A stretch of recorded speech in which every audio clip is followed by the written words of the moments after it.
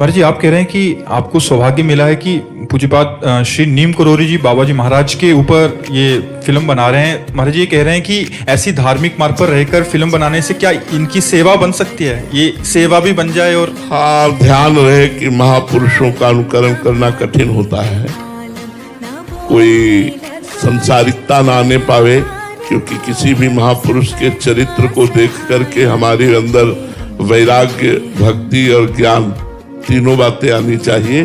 कहीं किसी महापुरुष के चरित्र में ऐसी कुछ भी दृश्य या कोई भी ऐसा अभिनय न प्रस्तुत किया जाए जो अपराध लग जाए, क्योंकि जैसे नीम करोली बाबा विरक्त महापुरुष, भगवत प्राप्त महापुरुष है, तो इन महापुरुषों का अनुकरण एक तो किया नहीं जा सकता क्योंकि स्थिति नहीं है।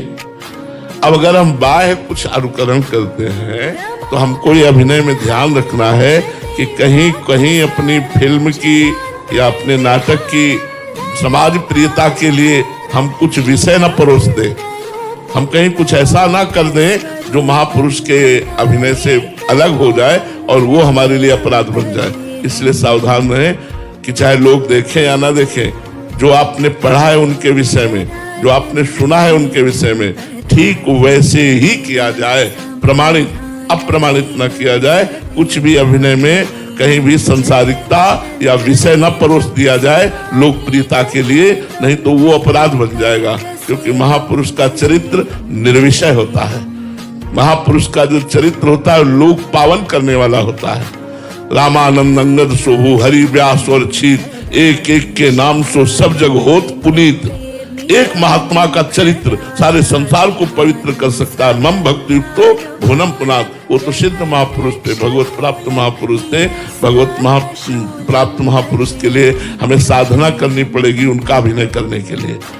हमारा खान पान ठीक होना चाहिए, हमारा चरित्र ठीक होना चाहिए, हमारे आचरणों में पवित्रता आनी चाहिए, वाणी में मृदुता होनी चाहिए। पहले कुछ दिन साधना करवाना चाहिए अभिनय करने वालों को।